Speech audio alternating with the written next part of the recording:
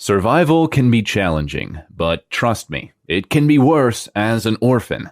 Paulina's life has been nothing short of miserable. She was born poor and brought up in an orphanage home. Paulina never had the chance to know her parents. According to the wards in the orphanage home, Paulina was brought in by two women who claimed to have rescued her from the roadside, where a baby blanket neatly wrapped her. She has since then lived in the orphanage home and grown up amidst her fellow orphans, even though no source has proven that she is an orphan.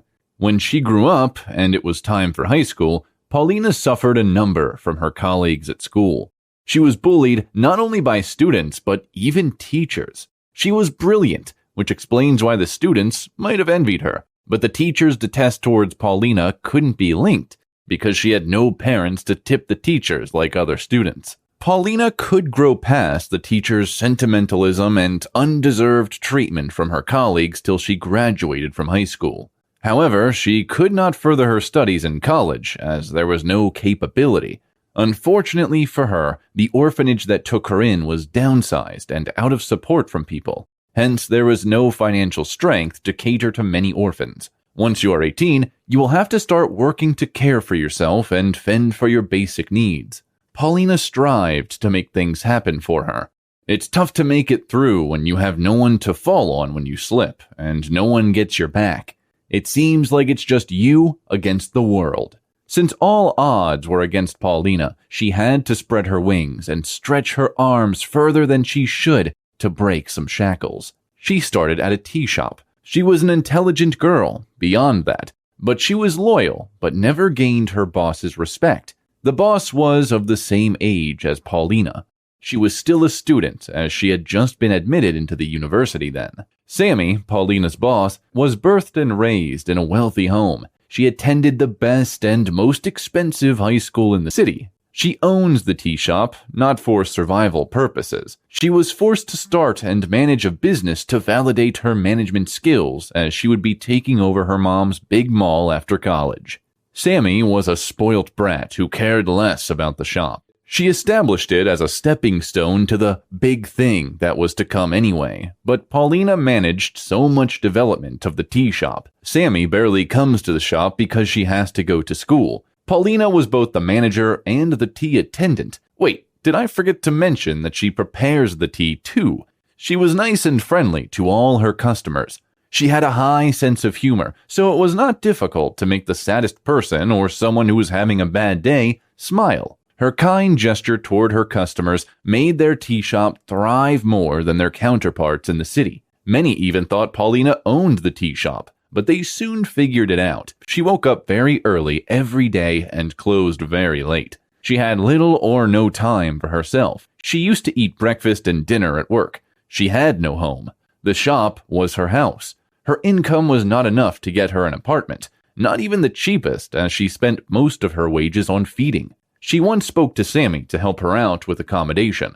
She asked Sammy to either loan her some money to rent an apartment or increase her wages so she could have enough to save up for accommodation. But Sammy never bought any of her ideas. Sammy claimed she couldn't help with that as she had already been given her job, knew she was sleeping in her shop, and didn't complain. Sammy often yelled at Paulina at the slightest thing. She was always aggressive and felt Paulina was the best vessel to transfer all of those aggressions. Sammy was in a relationship with a white guy in her college. They always had issues, and Paulina suffered those issues. There was a profound scenario that happened on a fateful day. It was a sunny afternoon. Paulina was exhausted and ran out of strength attending to customers. She took a nap after a long moment of listening to tens of customers. She attended to all of them alone. There was no assistant to help out, nor was Sammy available to help out. She knew better than to complain. The last time she pitched Sammy to get an aide to help with stuff, Sammy insulted her and called her several unprinted names. So, back in the day, she was stressed out. She decided to take a nap. Unfortunately for her, Sammy walked in on her sleeping. She became furious. There were no customers to attend to as students who patronized had gone back to classes since break time was over. Sammy didn't care about that. She quickly went to one of the kettles that were standing in the basement. She promptly poured some tea into a cup and ran it on Paulina. The tea was hot. Paulina swiftly jumped up from her sleep and growled in pain. Sammy stared at her unapologetically. Paulina became teary. She tried to hold the tears, but as she tried to explain herself, the tears rolled down profusely. Ever since that unforgivable saga, Paulina feared for her life. A woman who could pour one hot tea can kill. Paulina endured this for years, even though her customers, having noticed Sammy's cruelty towards her, had advised her to quit, but it seemed her hands were tied. She had no choice but to tolerate Sammy's barbaric attitude and gesture toward her. After 3 years of working as a manager, attendant, and kitchen girl, but unappreciated and paid stipends, Sammy eventually sacked Paulina. This was her way of compensating her. Her reason was that she finally passed her mom's test to become the next manager of her mall since she was able to thrive in the tea shop. However, in a real sense, we all know Paulina deserved the whole accolades. Being sad was an understatement for Paulina. She was bereaved and heartbroken. She needed money to at least secure herself an apartment. She went to her knees, with tears in her eyes, begging Sammy to help with some cash as the news came in as a shock to her. Sammy condemned her for not being financially wise as she couldn't save anything for herself after working for her for years. She swore she would not help as there was no probability that Paulina would even manage the money. Sammy chased her out of the tea shop and told her not to check back because she had sold out the shop already, and the person would not want anyone frolicking around the vicinity of the tea shop. Paulina was still on her knees, hoping to find favor in Sammy's sight when Sammy flung Paulina's clothes through the window and kicked her out, claiming that she was dumb not to have savings. Paulina had no choice but to settle for the street. She picked up her clothes, about 3 of them, and wandered down the road as she blamed life for being unfair to her. After walking for hours, she finally decided to settle at one bridge far from the city. She couldn't stay in the central city because of shame. Besides, she didn't want to be a symbol of pity or sympathy by those who knew her. She managed to get 2 big blankets with a little penny on her. She was to lay on one and cover herself with the other because of the cold to avoid developing pneumonia. The following day, she started asking for alms from those who were passing. At least she could get her daily bread. She was opportune to get a basket which she placed at her front to symbolize that she was a beggar and needed the help of those the Lord blessed. This went on for months. Alms begging has become Paulina's escape route. She has been able to survive and even gathered some cash for herself. The plan was to do this alms-begging thing for a few months more to get a small apartment and start a small business from the money saved up. On this particular day, a young woman approached Paulina. She was looking rough and unkempt. From the look, one could quickly tell she was in worse condition. She looked like a fowl that was drenched by rain and helpless.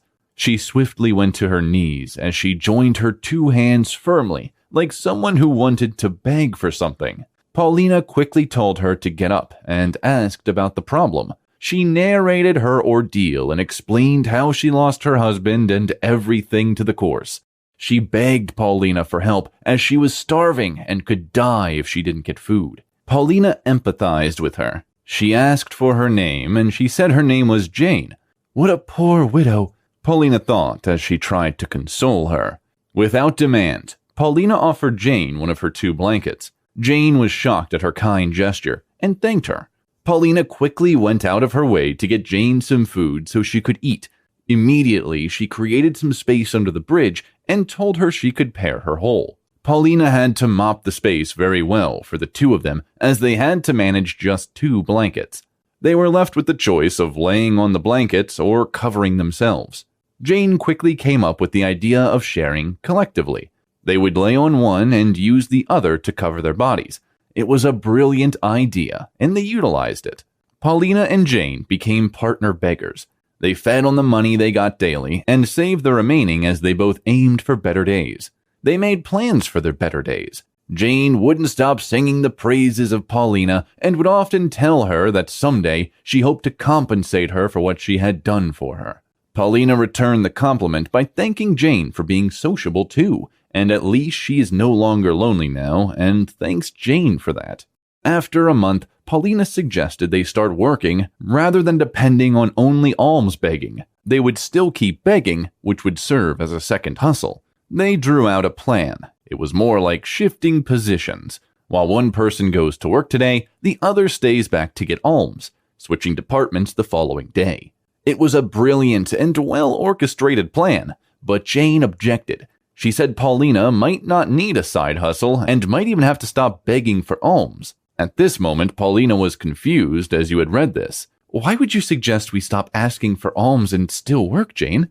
Jane smiled brightly as she patted Paulina on the shoulder and told her that she had something to say to her, which was more like a confession. At this moment, Paulina focused on Jane as she was curious. Many questions were running through her head, but she tried to calm herself and hoped everything was fine as she asked Jane what the confession was. Jane took a long breath. She then told Paulina that she was not what she had posed to be and that she would love to apologize to Paulina.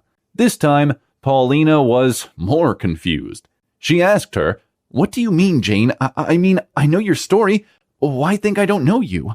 Jane didn't hesitate to tell Paulina that she was not a widow and she wasn't wretched as she had made her believe. She was a billionaire and she lived on the island. She had only decided to pull up a social experiment. Paulina had proven beyond reasonable doubt that they are still very compassionate people amongst the poor, and many would love to help if only they had the needed resources. She apologized to Paulina again for being unfaithful, but that was the best way she could get the best result. Void of sentiments. She assured Paulina that she ceased to be a beggar from that moment. In respect of that, she gave Paulina $200,000 to get herself a very reputable apartment and start that dream business she had always told her about during their stay together. She handed Paulina the cash in a black briefcase alongside her complimentary card and told her not to hesitate to reach out to her whenever she needed any financial assistance. Paulina was speechless. She was dumbfounded. It looked like a dream. She never thought of a day like that, even in her wildest fantasy. She knelt at her feet of Jane as she cried profusely without saying a word. Jane managed to pull her up and whispered to her ears, "Your kind attitude and compassion for others have brought you thus far. Do not stop being awesome." While at that, an SUV with a customized number plate parked in the front. Jane told Paulina her driver was here and she had to leave. She bade her farewell and success in her endeavors. Paulina's world changed in the twinkle of an eye. She moved to another city and erected a big mall for herself. The mall had several departments, including the tea segment, which she added concerning her humble background. Paulina lived happily ever after. His single mother raised Dan because his father divorced his mom and left them when he was just 3 months old, for reasons unknown to him. Han, Dan's mother, was optimistic that her husband, Dan's father, would return until she received the worst news of her life. She was at work when a colleague told her Dan's father had remarried.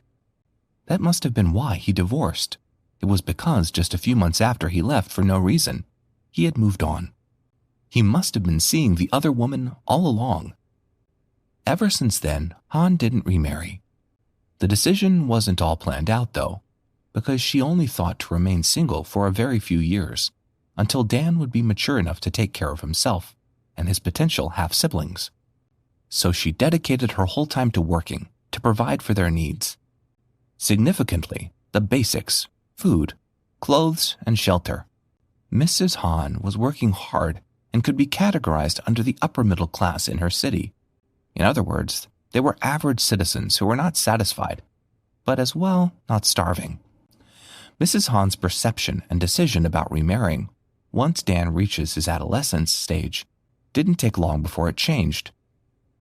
This is due to her stories about her step-parents, which worsen daily. These stories are, of course, unpleasant and often harmful. If it's not news of a stepfather maltreating and physically abusing his stepchild, it would be that of a stepmother harassing her stepchild. All of this news together didn't encourage her to settle down with any other man, as she didn't want anyone to ill-treat her dear son. This continued for years as she didn't give any man a chance. When Dan was 10, he used to come back late from school.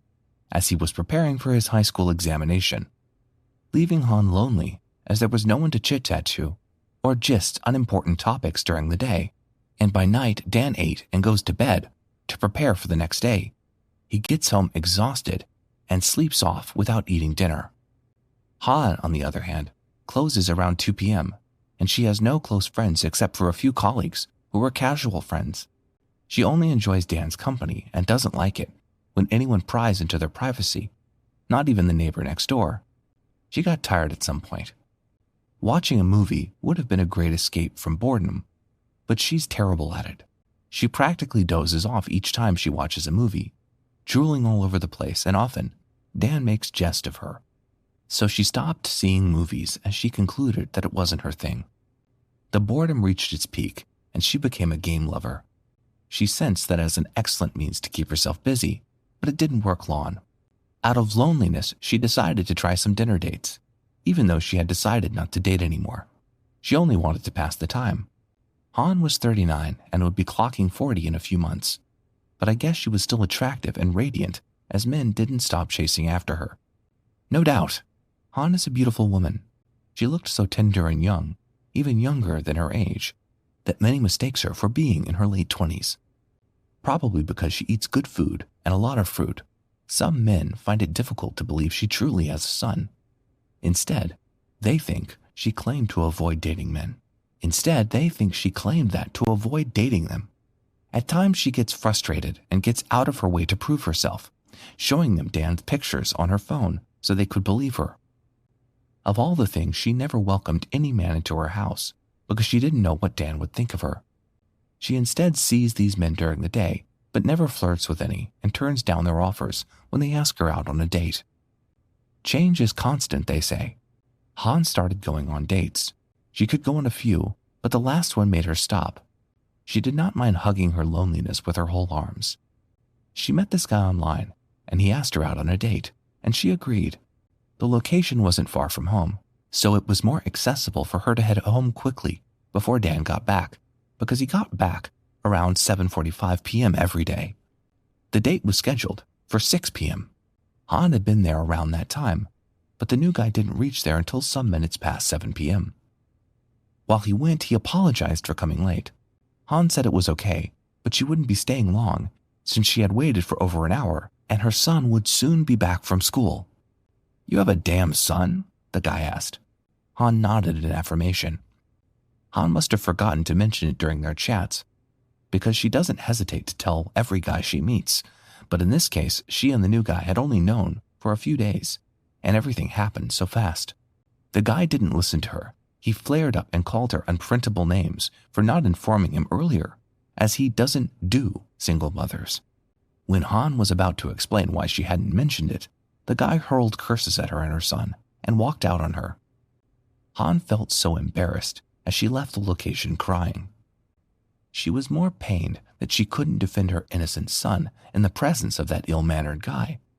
That made her conclude to resume her everyday life, irrespective of the level of loneliness she encounters.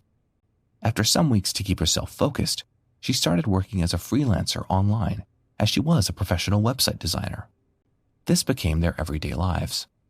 Han didn't remarry, but could take care of herself and Dan with her little earnings, and they lived fine. Han ensured her son wasn't intimidated by his colleagues, especially for not having his father around.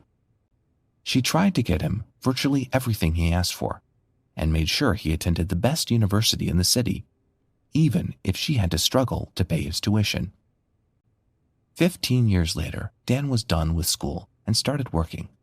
He lives a vivid life, works in a reputable organization, and earns excellent money. He has a girlfriend, Tilda, and a best friend, Tony, who lives with him. He was staying in a different state from where he grew up. Dan feeds and clothes them, and every week they go to parties where he lavishes money on drinks. On a fateful day, Han called her son for some financial help, as she needed to pay for her rent. But Dan turned her down, claiming that he was broke, but she should call after a week. After 1 week, Han called her son again, since he had promised her, but he said he had been tight and exhausting and claimed he was busy. He told her to call back after 3 days. Han didn't hesitate to call back, as she needed the money for rent badly. This time, Dan stopped picking up his mom's calls. At this point, the mom observed he's been lying all along, because she knows he earns considerably every month. She doesn't know where he stays. Maybe she would even have confronted him physically. When Han could not pay her rent, she was kicked out of the house. She wasn't allowed to pick a pen, as she was threatened with being arrested. She had no friends, as her only companion is her son, who suddenly turns against her. The son has stopped picking up her calls, and she has no family in the city. Han has stopped working for a while now, but she was able to gather her remaining little pension and savings to rent a stuffy, single room.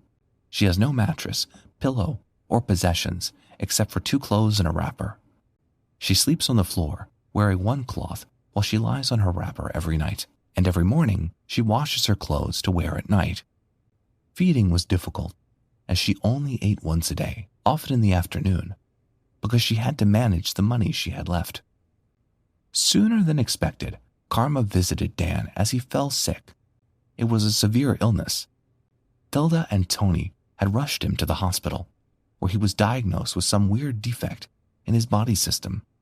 Hence, surgery was the only solution. He has the money to pay for his surgery.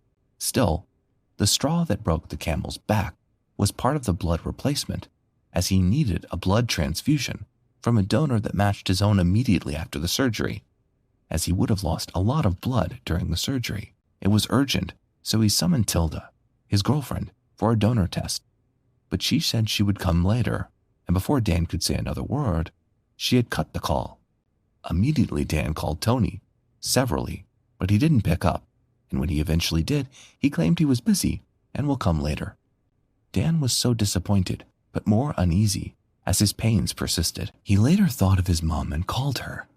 The mom, hearing his voice over the phone, figured out that something was wrong with her son.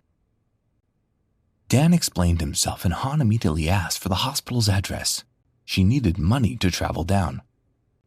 So she ran to the street to beg for money so she could reach there on time. After some hours, she accumulated cash and traveled to meet her son. Dan's case had worsened, and it seemed like he would die soon. The mom had compassion for her son and asked them to run a test. Fortunately, her blood matched, and the transfusion procedures began. It was a success, as both Dan and his mother were okay. Dan regretted his evil actions. He sobbed bitterly as he pleaded for his mom's forgiveness, blaming his stupidity and devilish friends. The mother also cried, forgave him, and after 3 days they were discharged. Dan chased Tilda and Tony out of his house and begged his mother to move in with him, as he had 3 flats. He promised not ever to forsake her. Han was happy again, and they lived in the same compound happily ever after. This story shows that the impacts of mothers cannot be sidelined now or ever. They are rare gems and are small gods. A mother will always come through, regardless of her child's shortcomings. Hence, as a child, you must love your mother, irrespective of her flaws. No friend, platonic, casual, close, or best friend, can make up for the role of a mother. Place no friend above your mother. As kids, we must always take care of our mother, and do not wait for the right time, as there is no such thing as the right time in this case. Don't wait till you start working or earning big. Don't wait till you start driving your dream car. As a kid, you can take care of your mom by helping out in the kitchen. It's not about money or life's achievements, but the act of responsibility. Take care of your mom by being there when they need you. Not everyone will get a second chance like Dan. It was an early Monday morning, and it's going to be a long day at work because last Friday, I called in sick because I was recovering from the hangover I had on Thursday night, after my friends forced me to a club to celebrate one of ours, who just got promoted at work. I had so much to drink, even though I was supposed to take just a little, because my tolerance for alcohol was low. Hence, the hangover was inevitable. I lost myself while dancing, and as far as I remember, I danced like no one was watching, even though I could be timid on a typical day. I'm an ambivert, so blending into the social part of me wasn't so tricky anyways.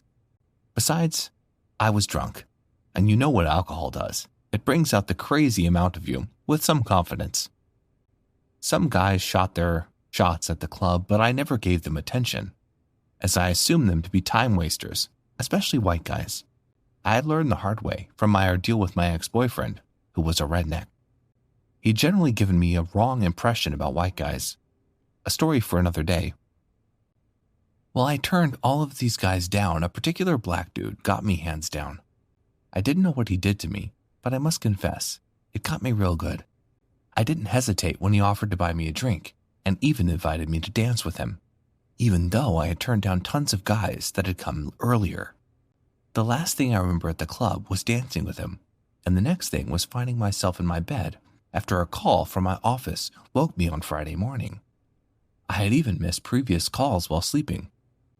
I probably might have dozed off after dancing with the guy while my friends brought me home. I'm a young black woman in her late 20s with a good-paying job. I often get the "you are so lucky" line, but I waved it off as I don't regard it as a compliment, as I don't believe in luck, but rather hard work. My hard work has got me to where I am today because I work extraordinarily to earn extravagantly. I'm a beautiful damsel because the mirror doesn't lie. My friends often compliment me while I giggle and blush softly, trying not to make it obvious, you know, the big girl thing. On a more serious note, I need no one's approval to accept that I'm beautiful. My philosophy about beauty is that every human, black or white, is gorgeous, as we are all fearfully and wonderfully made. I'm ready for today and all the stress that comes with it since I skipped Friday, and Monday is a naturally busy day. Deep down I pitied myself, but shrugged my shoulders after remembering I am blessed with the best colleague at work. My colleague is named Mark. He's a sweet guy. He helps out with everything. He always makes work easy for me, justifying his kind gestures with a particular statement: "You're an angel and you deserve zero stress. I'll help you out." I can't help but blush whenever he utters this line, as the line never gets old. A noticeable blush this time as the big girl in me vanishes, and I often react with a smile and a soft tone. Thank you. As I got to work, I noticed Mark wasn't in his seat, and that was so unlike him, as he gets to work before anyone does. So I asked the secretary why Mark wasn't in the office yet. Then she gave me the shocker of my life. Did you guess what she said? Possibly you thought right.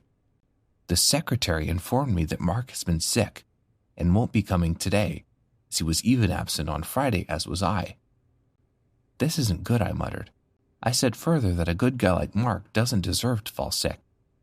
Just then it crossed my mind why he didn't call me on Friday morning, as I didn't show up early, because he gives me the first call each time I stay late, before the secretary calls. But he didn't even call throughout the weekend.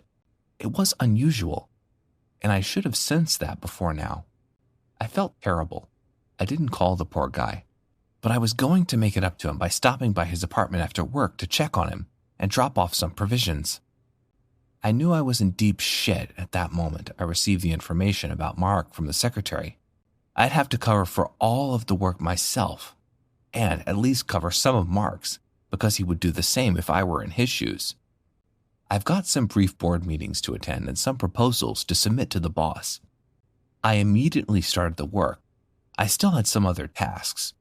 I will reach the nearby mall to get stuff done after work hours, drop by Mark's apartment, prepare dinner when I get home, and then prepare for the next day.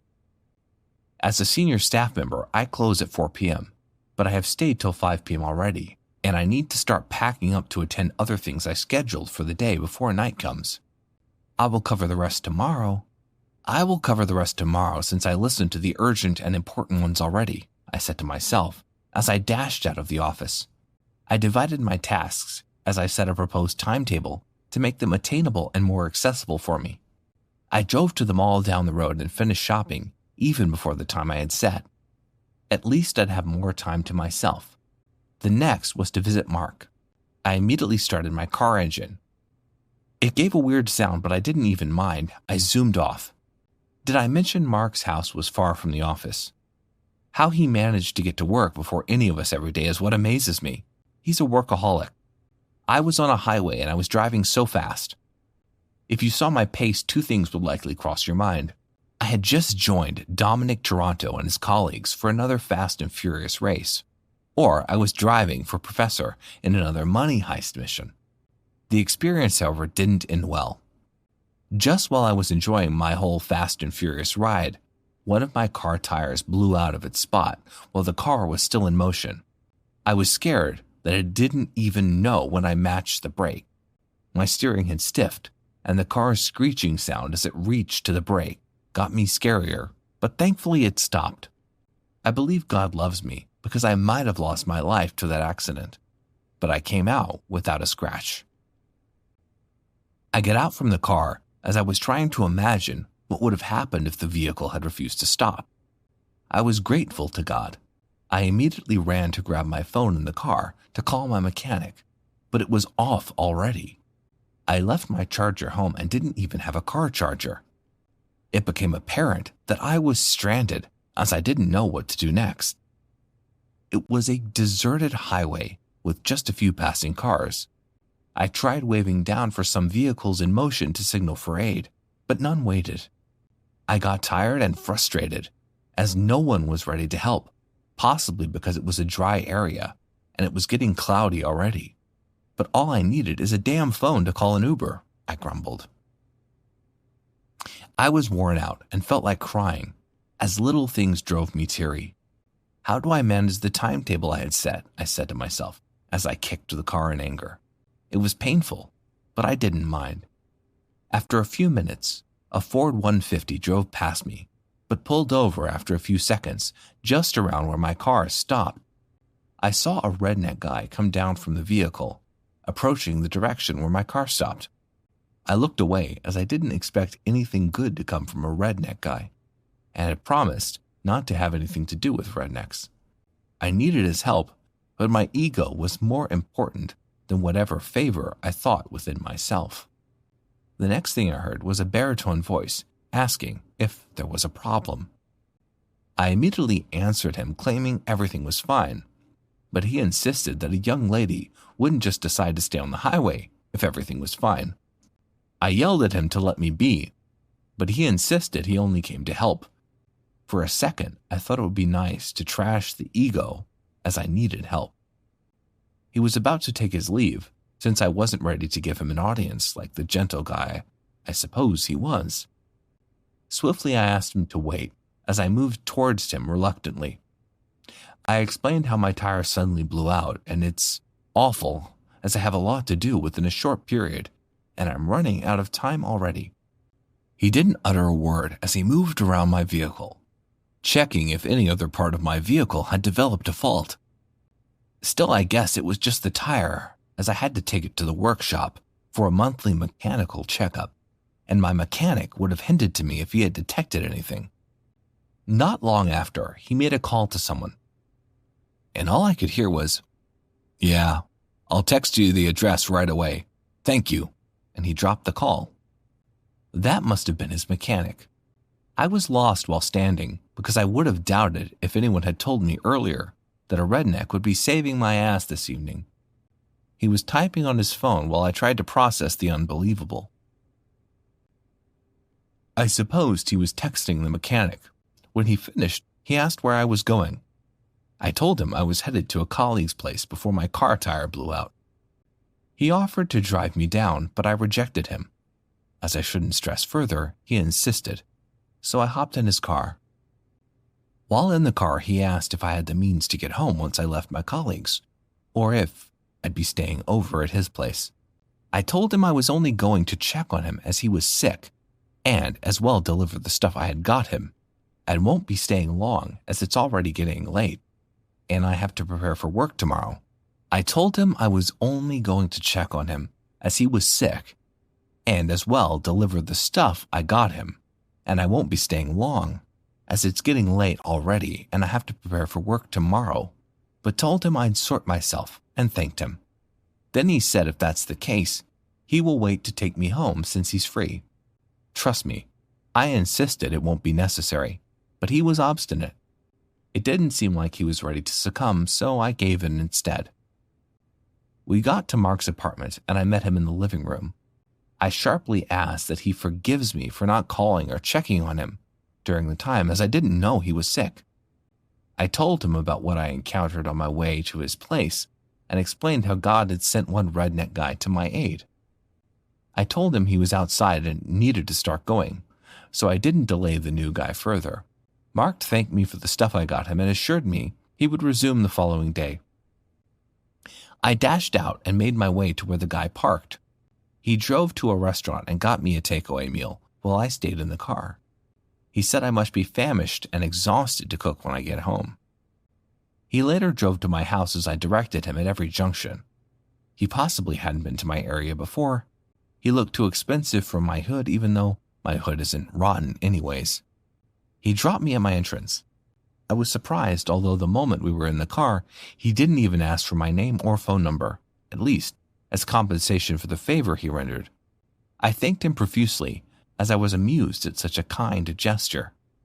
I asked if he would come in for a drink, but he refused, as he said he had to catch up with friends at the bar because it was around 8 p.m. already. When he was about to go, he told me my car was safe as it had been towed to his mechanic's workshop, who gave him the update when I was still with Mark. I was ecstatic. I was about to ask how to locate the mechanic, but he cut in before I could ask for the time I resumed work daily. I didn't hesitate to reply, at 8 a.m. Although I didn't know why he asked, then he informed me he had already sorted my car expenses, which would be delivered to my compound before I leave for my office tomorrow, as he would text the mechanic my home address, and he zoomed off. I stood as I watched his car disappear into thin air. I didn't doubt his kindness for a second, as it was just too accurate and undiluted. I was assured he would keep to his promise, so I slept like a baby with no worries. I was not wrong. The redneck guy kept his word. The mechanic's honk on my gate woke me the following day, as he delivered my car with a new set of tires. Just one tire blew out, but I guess the redneck must have paid for 4 replacements. I was astonished, more dumbfounded, but I tried to package up so the mechanic didn't see the expression on my face. When I asked the mechanic for his number, he told me he had already given him a stern warning not to release it, as he thought I might want to thank him.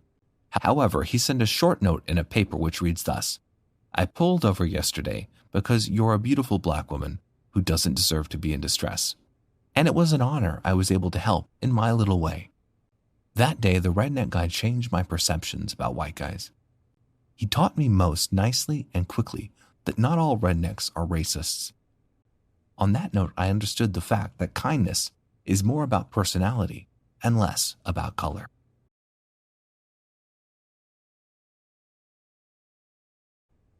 The smell of black tea wafted in the air. Martha turned off the stove and arranged the teacups on the table where Thomas was reading the Daily Times newspaper. Over the years, the couple had become a habit of having breakfast together before leaving for work. The kids usually have breakfast first before joining their school bus. For the couple's breakfast was more or less a time to bond, chat, and eat. Adams lost his wife yesterday. The doctors couldn't save her. Thomas disclosed the sad news to his wife. Martha's hands covered her mouth, and her eyes widened in shock. Oh my God! God's blessing and peace. How is Adam managing the whole situation? He is devastated. Maybe we should help him with some chores. Of course, yes. How can I help? Thompson swirled his tea with his spoon and thought before replying. Can you take care of cooking for him? Of course. I will help him around the house for a while. All right, I think this arrangement is fine. We can make him some hot meal once a week, since he has no close relatives living in the area. Sure, I think I can do that at the end of each week. Thank you. Thompson squeezed his wife's hands and smiled sweetly at her. In his heart, he knew he could always count on her. Martha playfully slaps his shoulder. Don't thank me. He's our friend. I feel sorry for Adams. It must be a huge toll on him. After breakfast, the couple headed out for work. They both agreed to attend the deceased burial at noon. When her phone rang, she knew it was her husband. At the same time, she noticed it was noon. It seemed as though time was fast. Earlier, when she got to work, she had taken permission to attend Jenny's burial. Thompson was dressed in an all-black suit and shirt. Martha knew the moment didn't call for flattery, but she couldn't but admire how gorgeous her husband looked. It seemed as though God himself created him. His slender build showed just how much he worked out. His hair was always well trimmed and usually smelled nice. On the other hand, Martha wore a black gown that ended just below her knees. She packed her hair in a ponytail, making her look younger than usual. She didn't wear jewelry, since Thompson had informed her of the ceremony. The couple were 16 minutes late when they arrived at the cemetery. The priest had already started the procession. The weather was slowly darkening, meaning it would begin to rain soon. Hence, the priest tried to speed up the process. While lying the coffin on the ground, it started to drizzle. Adams clutched a stalk of rose flowers in his hand. He was unable to say any last words to his deceased wife. He stared blankly at the coffin. Martha stared at him deep in thought. She couldn't help but wonder if he was crying or if the drizzle had splattered on his face. For close to 2 weeks, Martha had been shuffling her job, taking care of her family and Adams, who showed no sign of coming out of his depression. Martha was in the laundry room, sorting out the laundry, sorting a new set of clothes to send into the machine, and folding the dry ones. She was focused on completing the task. Suddenly, she felt a hand sneak around her waist, and a soft lip pecked her cheek. She blushed and nudged Thompson by his side. "Babe, the kids are home." Thompson taps her head. "Your head is always filled with dirty thoughts. I'm just playing around with my wife. Nothing more." "Oh, I see. Can I help you out?" "Sure." Martha replies and assigns him a task. While doing the chores, Thompson keeps staring at her, unsure how to present the issue in his mind. Noticing her husband's frequent stares, Martha inquires about why he has been staring. "Is there something you would like to ask or say?" "I think 1 meal a week is not enough for Adam." "Oh, maybe, but I can only cook at the end of the week." Thompson looks at her shyly and speaks apprehensively. "Maybe we could try cooking twice a week? I'd help out. But how? I work 5 days a week in 2 jobs." "Yes, I'm sorry. It was a bit selfish of me to do that." Martha breathes deeply. She feels uncomfortable knowing her husband was trying to be selfless and caring towards his friends, but she is thinking about her job first. It must be hard for him, right? Did he ask for a meal, or is it just your thoughts? "Well, I got it from his words," Thompson said while scratching his head. "Okay, I'll take some time off every Wednesday and cook for him. Our friend has lost his wife. My boss should understand." "Thank you." Thompson pecked his wife on the cheeks. He was grateful to God for blessing him with an understanding wife. The mall was particularly busy since it was the weekend. There was a long queue at the checkpoint. It seemed that everyone was trying to restock their groceries or shop for items for their families. Martha was rolling her cart out of the mall, feeling tired. She was at the checkpoint for more than 30 minutes before it got to her turn. While offloading the groceries into the car's trunk, her phone kept ringing. From the ringing tone, she knew it was her husband, because she had a distinct ringing tone for him. She rummaged through her bag and found her phone. Thompson sounded desperate from his end, and the rush in his voice unsettled her. "Did you get everything?" "Yes, I got everything that was on the list, and I added a little of my own. Is everything okay?" "Good. He just sent me the message. He wants only the DiCaprio pasta." Martha pulled a long face. Although Thompson couldn't see her, he could tell she was unhappy from her voice. "DiCaprio? What is that?" "It's a brand of pasta or something. I think his wife used to cook that for him." Martha inhales profoundly, trying not to explode, and talks calmly with her husband. "There's a queue at the mall. He may have to make do with what we have." "Darling, as much as I hate to inconvenience you, can we just do this for the sake of our friend?" "I'm not impressed by this. I was just at the counter for close to 30 minutes, but it's fine. I could get someone to help me out since it's just pasta." Reluctantly, Martha returned to the mall to get the pasta. Ever since Adams lost his wife, his routine changed. It became as though they started living for Adams. Today, she hoped they could take a break and have a little time for themselves. After cooking for her family and storing Adams' food in a pack, she notified her husband that they could leave, drive down to Adams. The couple had a quiet trip down to Adams' house. Thompson pulled over and reached out for Martha's hand. Martha finally spoke for the first time in their 15-minute drive. Take the food to him and come back immediately, okay? Let's go to the lake together. I don't want to miss the show. Thompson sighs uncomfortably and explains, Sorry, he asked me if I could help him clean up his garage. Okay, I mean it's been 2 months since his wife passed away. Yes, sorry. By the way, he would like you to cook 3 times a week for him. Martha stared blankly at her husband. She couldn't believe he could suggest that, knowing her boss already hated her.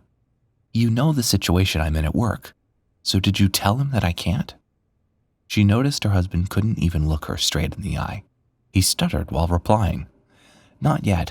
I said that you would probably be okay with that. What? I have a full-time job. I still have to clean the house and do chores. Cook for our children and you and Adams. Thompson held her hand to convince her. Well, this is temporary. He is suffering enough these days. Martha felt her husband was overindulging Adams. Deep down, she wanted to yell at him, but decided to concede to his request. Despite being unhappy, Martha played along for her husband's sake. Weeks went by and Adams wasn't showing any signs of independence. He still relied on Thompson and his wife. Martha felt like a burden was on her. She had volunteered to help, not cast a duty on herself, and create a rift between herself and her husband. Recently, Adams' requests were irking her, and no matter what he requested, her husband always gave in. Thompson was in the office dozing off when a message notification woke him up. Hi, this is Nicholas. I have some guests tonight, 6 people. Can you arrange something for the table? Thompson immediately tries to contact his wife, but she doesn't take her calls. He kept on sending messages, but she didn't reply. At 6 p.m., he called his wife, but got no response. He also called the house line, yet there was no response. He stormed into the house by 7:30 p.m. Martha was dressing, her phone, and snacking on a bowl of grapes. He felt his blood boil. Why didn't you pick up the phone today? Thompson asked angrily. Did I have to? Thompson was taken aback by her rudeness. His wife had always been calm and level-headed. He breathed and explained. Adams had guests over and had to order pizza. So what? What's wrong with ordering some pizza for his friends? Everyone knows he has no wife anymore. Maybe, but he is my friend and your friend too. What would the guests think of this? What a shame for us. Martha had enough of the torture. She needed Thompson to understand that they had done enough for Adams. Oh, sorry, dear husband. I can only be your wife. I can't be his wife at the same time. What are you talking about? Don't you get it? I cook 3 times a week for him, on our money. Maybe it's enough already. You spend time with him in the garage and play games so that he isn't bored. But you do that when you have free time, but I have no free time. This is temporary, Thompson screamed at his wife. He couldn't understand what possessed her. It should stop. 4 months have already passed. Hello? He has already started inviting his friends and having fun. He could have learned to cook already. The couple kept arguing back and forth. Thompson thought his wife was being unreasonably cruel. Martha, on the other hand, believed her husband was being soft-hearted. Finally, Martha suggested, Why don't you cook for him, Mr. Nice Man? I don't know how to cook. Maybe you should quit your job. If you quit, you could cook for him every day. Your salary is miserable anyways. What the hell are you talking about? Do you dare degrade my work for your friend? Screw you. Screw you and your friend. I'm out of this shit. I'm not playing this game anymore. Martha felt hurt. She couldn't believe her husband had spoken those words. She felt like she didn't matter to him anymore. Darling, calm down. Stop talking about him like that and consider my words. Thompson, I'm not his secretary. I'm not Mother Teresa to him. I have my jobs. I have worries. Everything has a limit. You are not protecting me right now, and he owns our life, controls it, and dictates what we should do. Thompson looked at his wife, feeling a bit unsettled. He realized there was an element of truth in her words. Without waiting for her husband's reply, she declared, From this day on there will be no food for him. I'm quitting taking care of him. Give, but give until it hurts. Mother Teresa.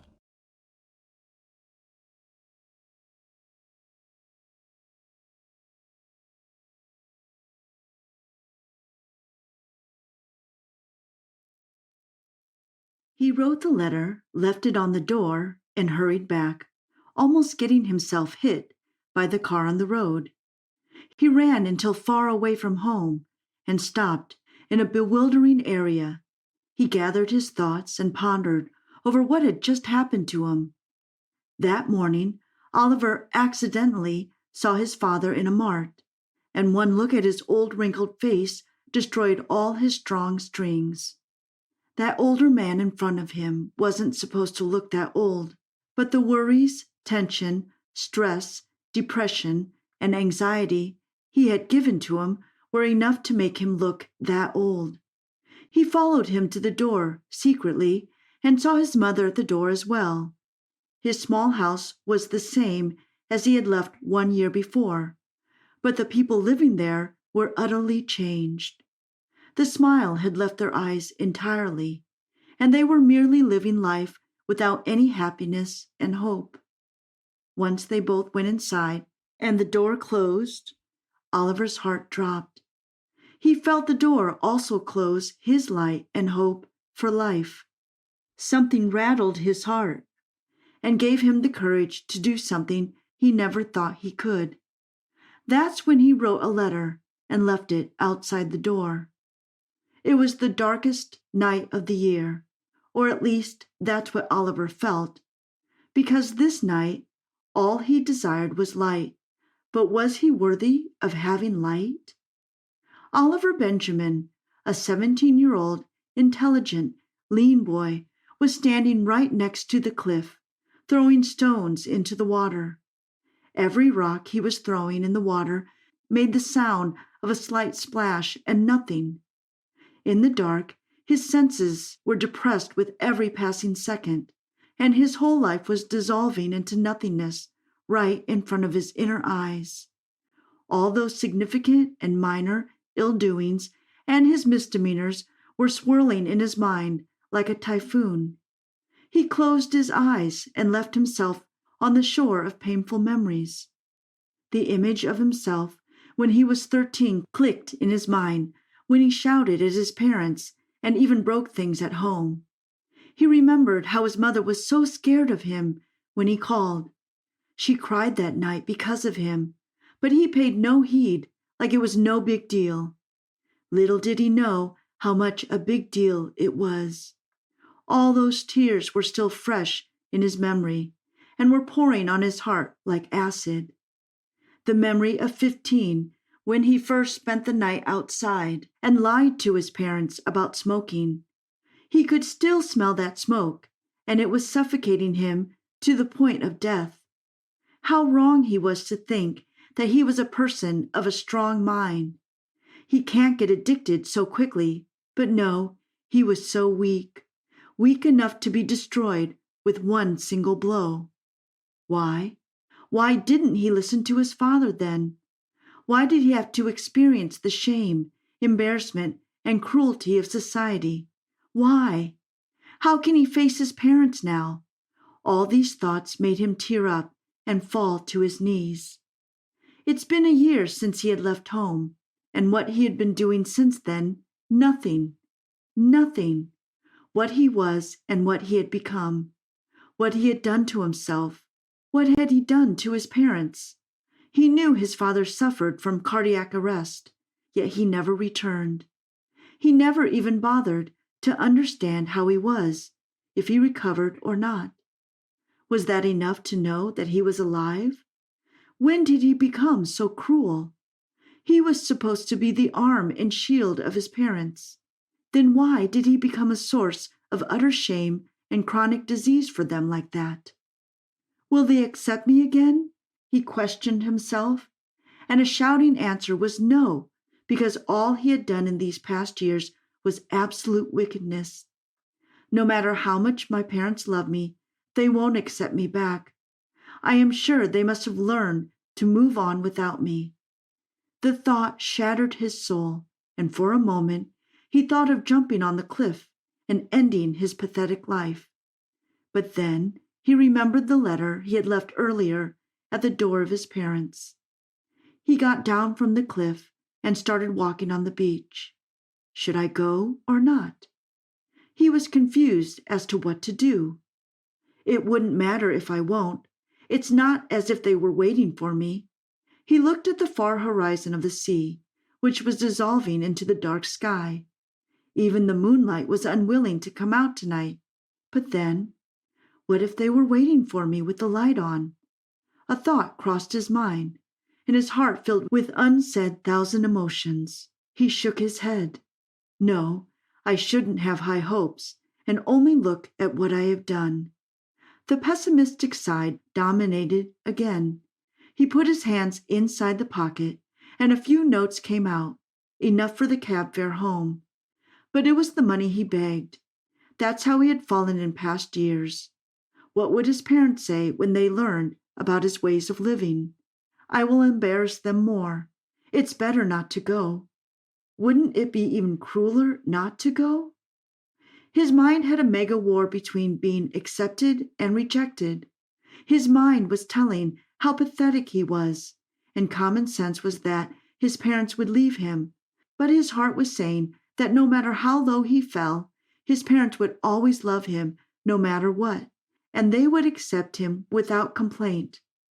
With all the thoughts running, he hired a cab and headed home. His pain was turning into agony as he was nearing his home. The taxi passed the street and moved from under a bridge, the last stop before his house. He recalled his mom's and dad's sad faces and thought they could never light up the torch because he had done enough to hurt them. Finally, he reached, and the cab came to a halt.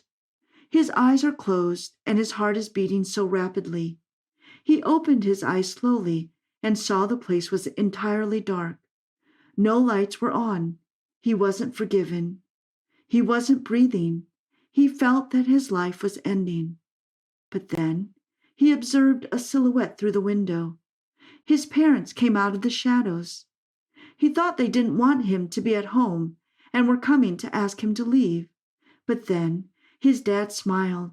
Her mom hugged his dad while weeping. He didn't understand what was happening. Were they laughing at him? Were they laughing at his fate? But then his dad clapped 2 times with his hands and looked towards the house. The torch's light turned on. An unstoppable stream of tears started falling from Oliver's eyes. He left the cab and looked at the lights in weird bewilderment. Son, when I saw your letter, I couldn't believe it. But when I saw your feet on the ground in front of me, I can't explain how I felt, Mr. Benjamin said between smiles and tears. Oliver couldn't utter a single word. All he did was stand stiff in one place and look at his fate. Was he worthy of forgiveness? You asked me to light up the torch, but when you decided to come home, and if it helps you, I thought I should light up the neighborhood. Mr. Benjamin explained further. While saying these words, he clapped his hands, and all the lights around their house started to turn on. Torches, street lights, car lights, every possible morning was on that evening. The light of his life returned, and he was forgiven. He hugged his parents at once and cried like a small child. His parents hugged and kissed him back like they never hated him ever.